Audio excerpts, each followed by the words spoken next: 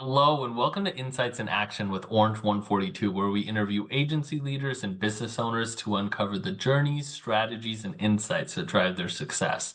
At Orange 142, we're all about transforming brand stories into impactful digital experiences through innovative media and marketing solutions. And today I'm very lucky to be joined by Luis of Sovic Designs. How's it going, Luis? Good, man. Glad to be here. Yeah, thank you so much for being here. And I'd love to just start this off, Luis, by understanding a little bit more about you and your background and a little bit more about Sovic Designs. Yeah, so my background, just in general, so I grew up, my design career, I grew up around agencies, bounced around a couple agencies, really liked working for agencies, loved the creativity since kind of the get-go. Went to school for it, which I actually get to use my major, which is, I feel like when I tell people that, it's like a surprise. They're like, whoa, you actually get to use your major? I'm like, yes, I am actually doing what I studied. Right. Went to TCU, so go Frogs for those who know where that is, Texas Christian Uh, University. yep. Got to study there. I had a great program. Came into a small agency, worked there for a little bit, thought about doing more like an in-house type of work, and then worked for another agency where I was there for around 5 years. I really like the format of agencies. I love the aspect of being able to help clients to design and but also felt kind of like this pull of just the agencies weren't doing right by clients. There was this kind of this disconnect between the client communication and the designers, where designers were working on a project, but they weren't having direct access to the clients. So it felt like the problem that they had wasn't really being solved, or there's this weird game of telephone. And man just got approached by a couple investors who offered me the opportunity to start. I was blessed with an amazing partner in Dixie Baker. And so we got to join forces and we created Sovic. And Sovic really came from the idea of just she had worked on marketing side and I had worked on the design side of it. We both had really different experiences with clients. We both agreed that the client experience always wasn't the best. And so we really wanted to focus our agency where we were design centric and then we were client centric. And that's what we've been doing for 12 years. And it's been sweet and it's been a blessing and a lot of fun, a lot of learning and Yeah. chaotic as every agency is. Yeah, for sure. Wow, that's a pretty cool opportunity that you got that and some Yeah. investors approached you and asked you to start an agency essentially. A lot of people Mm, don't get that opportunity, but at the same time, you see it all the time in venture capital and all this stuff. You can have all the investors in the world, but if you're not good at what you do or you don't put clients first, in this case, it doesn't matter how much money you have to start a business, it's not going to be successful. So were there any specific challenges you faced building the agency despite having that investor backing? yeah, I think from the get-go is as an agency, sometimes you think, oh, we're going to do things different, right? Like you set yourself to be different or to want to do things different. And I think you really have to start defining like the why we're doing it. So a lot of what we always talked about from the get-go was like, what's our purpose? Why are we doing this? Like, why are we creating another agency? Why are we creating another marketing firm? Or why are we, and even in our investors, that they were really the case study for it. When they approached us, they said, hey, we're spending thousands of dollars with other agencies. It feels like we talked to 15 project managers to get a brochure done or a Mm. website done. We are investing all this money in marketing. We don't know if it's working or it's not working. We talked to a John, then we talked to a Mary, and there was just so much confusion and frustration for them. It's like, why wouldn't we just pay for someone to handle all of our businesses, our work? And so that kind of became the genesis of Civic was like, there's definitely a market where you have from small businesses to entrepreneurs to investors to capital groups to any size business of people that are frustrated where they have ideas, they just didn't have someone to execute and someone who would empathize with them on some of the problems their business had. And so I think that's where we position ourselves. I think one of the issues that we found from the get go is empathy is great, but it needs to be followed with process and like work. And Mm. so we can have all the empathy in the world, but you have to be able to execute. So one of the things I've always said internally for our team, like our reputation can't exceed our character. So Mm. we wanted to make sure that we said we were going to do certain things and then we actually were going to do Mm. that. We were going to execute that. So if we were design centric, then we were going to be design centric. We were going to push design. If we're going to say we're customer centric, then we are really going to put the customer first, even if it came at a cost to us. And in the first version of our website, we said our best marketing, and this is funny, but our we said our best marketing strategy is to give a crap. And that was true. For many years, our best business plan was just like, hey, we're just going to really take care of our clients. We're Yeah. really going to pretend like we are an extension of their business, and we're going to steward their dollars, and we are going to do the best we can with it so they can be successful.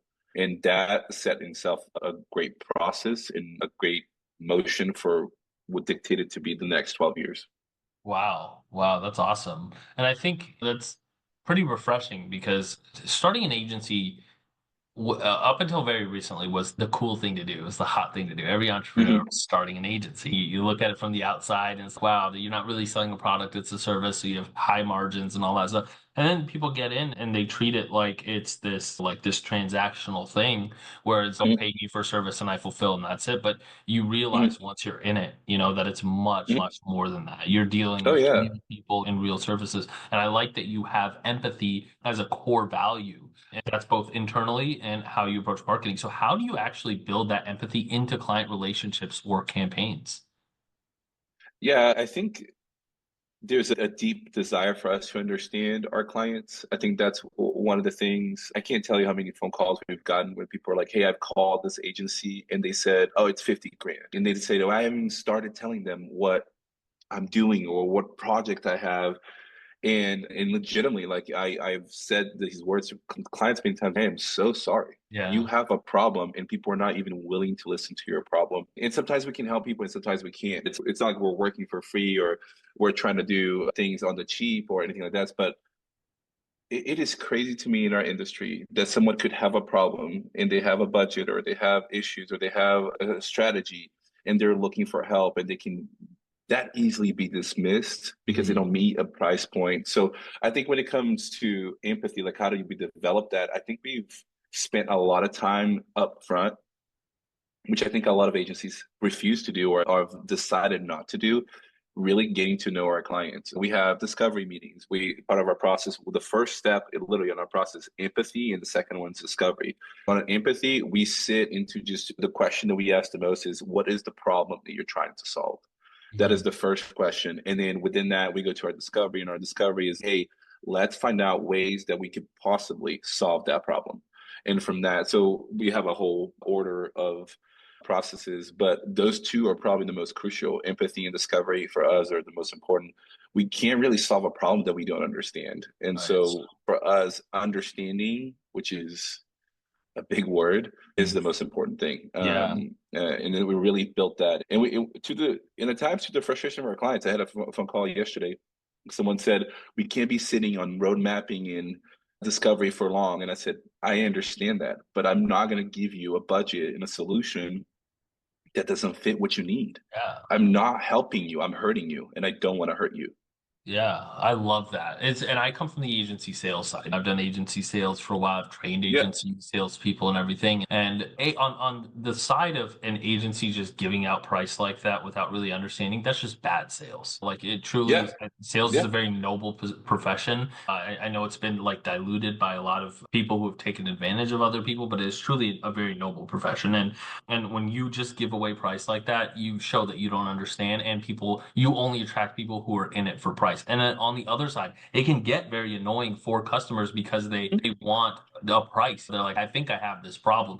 But yeah, unless you're willing to ask the right questions on as an agency, you can't really understand where somebody's coming from, and you're doing them a disservice, just like you said, of yeah. just giving them price. And I think a lot of clients and prospects don't understand that like me giving you the price right off the bat without understanding what you're going to do is just not going to be good for this relationship. We need to understand where we're coming from and Yeah. say that yes, we can help you or no, we can't. And I think that needs to be more apparent. The ability to say no. Hey, you don't either. We can't help you because this is outside of our scope Yeah. of what we do, or you don't really fit with our core values as a client. We just don't, we're not going to work with you. I think that those And are that's a basic yeah. qualities.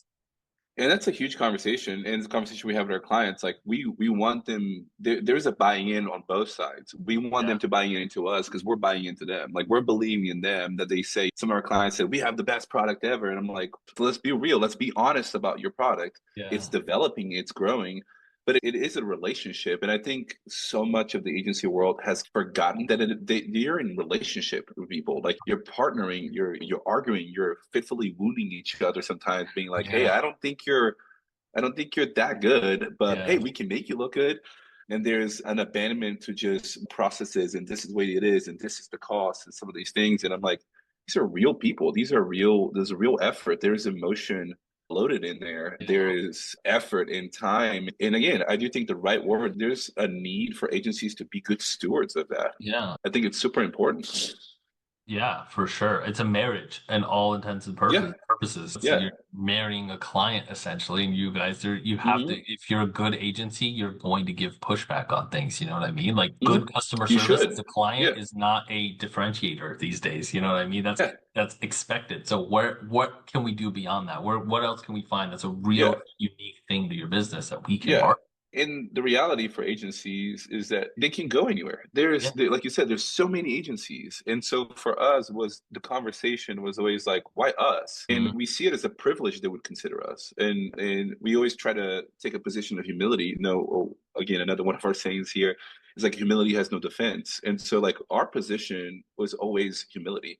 That someone would come to us and want to trust us and then want to work with us. Like we are grateful for that opportunity. Like Yeah. we take it very seriously because we know there's other agencies, there's other people, and some people are like someone's cousin that you can use for their website and branding. Mhm.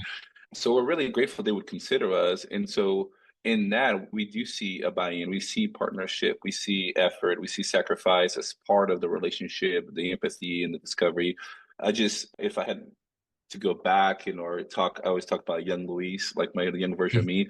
I'm like, hey, continue leaning on that because that's the thing that's going to be the most successful for your agency is relationships. Processes are going to be great. You'll figure those out through time and hiring the right people, studying, learning ups and downs of market. But man, continue leaning on relationships, really continue investing in that. That I would do it all over again, even at a cost, what it cost us through time sometimes. Yeah, for sure. And the prescription, baby, because this is a huge thing in the agency world, burnout. And the prescription to Yeah. burnout is having good relationships and working with clients that you like, Yeah.